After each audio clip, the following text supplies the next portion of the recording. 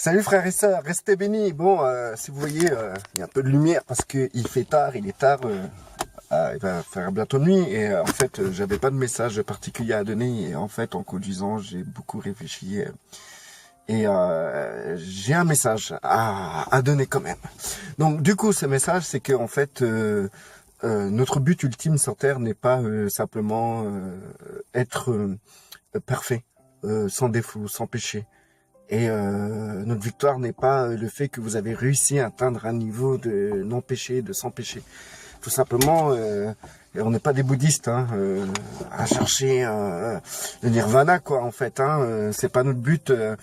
En réalité, Christ a tout accompli et l'Esprit de Dieu qui est en nous, c'est lui qui est parfait. C'est pas nous qui sommes parfaits. C'est l'Esprit de Dieu qui est en nous qui est parfait. Et cet Esprit, doit se manifester à travers notre vie.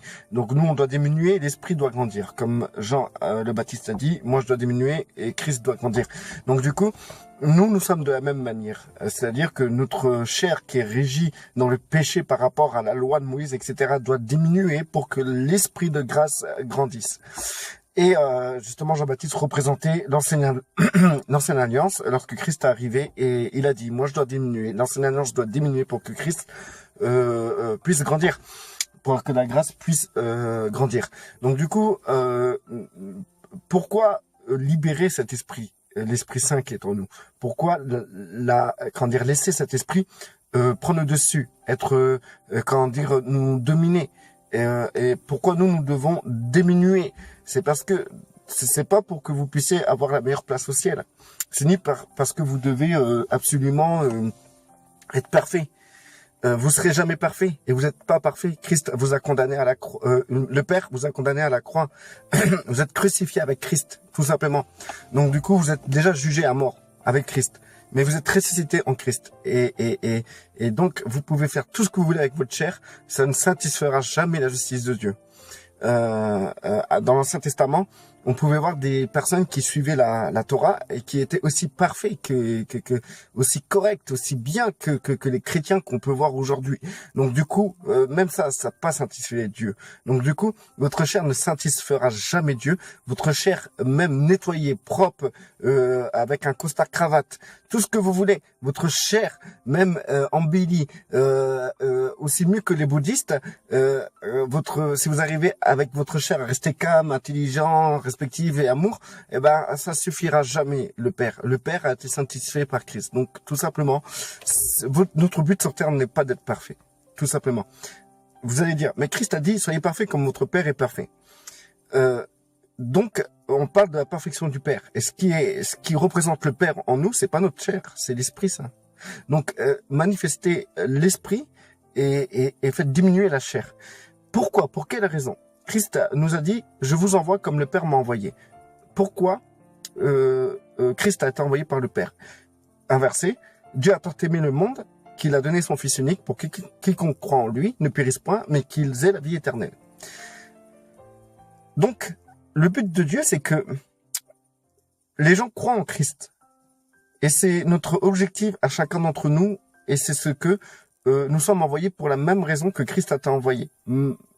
Faire comprendre aux gens que le Père aime le monde, aime les gens, et qui veut se réconcilier, et qui a donné son Fils unique pour que tous croient en lui, et qu'ils ne périssent point, mais qu'ils aient tous la vie éternelle. De ce fait, notre objectif sur Terre a été détourné par cette consécration de vouloir être parfait. Donc, on a essayé, par des moyens charnels, à développer toutes sortes de choses qui, par des pratiques, des dogmes, des théologies, à travers des fédérations, des églises, on a essayé d'instituer quelque chose à l'être humain pour qu'il puisse mettre cela en pratique et que dans cette pratique, il puisse, à minimum, manifester tout ce qui est négatif dans la chair. Donc, les gens vont se mettre à pratiquer des tas et des tas de choses pour éviter de relever ce qui est négatif dans leur chair. Et ils vont consacrer leur vie à faire ça. Mais malheureusement, ils vont passer à côté du but. Parce que même s'ils parviennent à agir correctement et enlever tout ce qui est mauvais dans leur chair, il il restera toujours ce côté bon qui est charnel, déjà. Et aussi, en fait, ils vont passer à côté de la plaque que, en fait, le fait que Christ nous envoie, c'est que, en fait, il nous envoie pour notre prochain.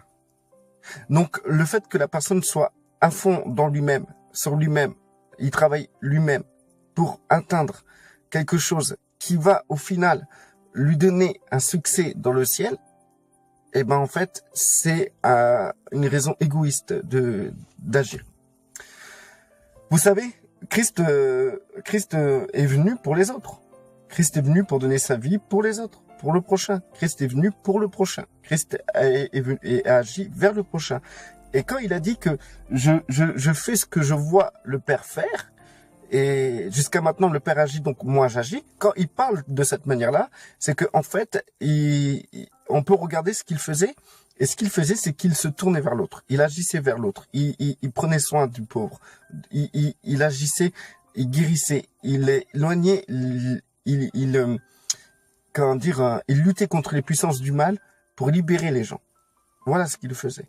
Et quand il disait que il voit le Père faire, donc il le fait. Donc c'est-à-dire que la volonté du Père, c'est ça. La volonté du Père, c'est qu'on libère les gens, qu'on va vers les gens, qu'on va vers notre prochain, qu'on aide notre prochain, qu'on aime notre prochain, etc. Et Christ l'a bien répété dans les 2 commandements. Adore Dieu de tout ton cœur, de toute ton âme, toute ta force, etc. Et aussi, aime ton prochain comme toi-même. Les 2 commandements-là. Et plus loin, on voit même les apôtres dire que celui qui aime, aimez-vous les uns les autres, celui qui agit ainsi accomplit toute la loi. Donc, dans ces cas-là, nous pouvons comprendre que notre objectif sur Terre n'est pas un travail intérieur. Il n'a pas de travail intérieur. Nous devons comprendre que nous sommes jugés, crucifiés, et que nous sommes morts avec Christ. La chair Dieu a décidé que l'homme doit être crucifié. Et il l'a fait à travers son Fils. Donc, du coup, le seul truc qui est en nous, qui est correct, c'est l'Esprit Saint. Et pour se tourner vers le prochain, quand on marche selon l'Esprit, l'Esprit, c'est pas quelque chose qui va donner des trucs, etc., pour que tu puisses avoir une place spéciale dans le ciel. Non, l'Esprit va te forcer à te tourner vers ton prochain. C'est le but ultime. Christ a été envoyé sur terre pour l'autre. Toi, tu as été envoyé comme Christ a été envoyé par le Père. Donc, c'est-à-dire que toi, tu as été envoyé pour l'autre. Et c'est ça, votre objectif, votre but, votre plan sur terre. Si vous êtes sur terre aujourd'hui, c'est pour votre prochain. Dieu ne vous laisse pas sur terre pour que vous puissiez être parfait. Vous avez atteint la perfection à partir du moment que vous êtes en Christ. Tout simplement. Vous avez déjà atteint cette perfection en Christ. Parce que vous êtes en Christ. Et c'est comment développer et comprendre la différence entre ce qui concerne la chair et l'esprit, c'est que la chair va se tourner vers lui-même. La chair est nombriliste et égoïste. Donc la chair va faire en sorte que notre individu, notre personne soit soit servi. C'est ça la chair. Et l'Esprit Saint, marcher son esprit, c'est se tourner vers l'autre. Et lorsque vous tournez vers l'autre, au nom du Christ, là, vous êtes sûr que c'est par l'esprit que vous agissez ainsi. Parce que l'homme est égoïste d'origine. L'homme est charnel. Donc, tournez vers lui-même, à l'origine. Dès que vous vous tournez vers l'autre, au nom du Christ, à partir de là, vous devenez de plus en plus charnel, de plus en plus spirituel, c'est-à-dire vous marchez selon l'esprit. Donc, comment vous développez ça encore mieux, je sais pas. Mais je vais y réfléchir. Moi, j'ai compris cet objectif qu'on a sur Terre. Si vous comprenez pas déjà sur Terre que vous avez cette importance que vous êtes sur Terre, c'est pas le fait que vous devez de plus en plus être parfait par vos agissements, par votre théologie, par des doctrines et des dogmes, ni des pratiques. Non, c'est pas l'objectif de votre vie en Christ de combattre comme ça. Votre objectif en Christ, c'est de combattre pour votre prochain.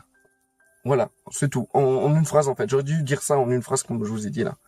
Voilà, je vous laisse parce qu'il va faire de plus en plus nuit. Noir et puis je sais pas comment ça va donner dans la vidéo. Mais bon, pour vous dire et tout que si vous comprenez cette base-là, vous avez un objectif. Et cet objectif, il est concret. Ce que Christ était, vous êtes. Et qu'est-ce que Christ faisait? Est-ce qu'il cherchait à devenir parfait envers le Père? Non. La preuve même de la maturité du Christ, pour vous expliquer. Hein.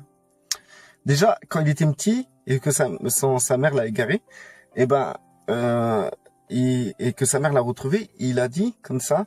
Dans la Bible, c'est écrit que Christ croissait en connaissance. D'accord? Il croissait en connaissance. Et déjà dans cette croissance-là, il disait comme ça à sa mère, je fais la volonté de mon Père. Déjà en grandissant, il comprenait que en fait, c'était pas sa personne qui était importante, mais c'était le Père. D'accord? Nous, on en est là aujourd'hui en Christ. Tous ceux qui sont en Christ, ils en sont là. On se tourne vers le Père. On sait que le plus important, c'est le Père. D'accord? Jusqu'à là, tout va bien. Mais arrivé à l'âge de 30 ans, Christ est rentré dans son appel, dans son ministère, comme les chrétiens le disent si bien. Et en fait, là, il a compris une chose. Une fois qu'il s'est tourné vers le Père, il a compris sa mission. Pourquoi il était là, pourquoi il devait agir. Et nous aussi, en se tournant vers le Père, on comprend notre mission, pourquoi on est là. Parce que le Père nous envoie parce que le Christ nous envoie comme le Père a envoyé Christ. On a compris cela. Qu'est-ce qu'il a fait Christ ensuite? Christ s'est simplement tourné vers son prochain. Voilà. C'est l'aboutissement, le summum de notre vie en Christ et de ce que Christ a accompli. Christ a atteint ce summum, c'est qu'il s'est tourné vers son prochain, au point de donner sa vie pour son prochain.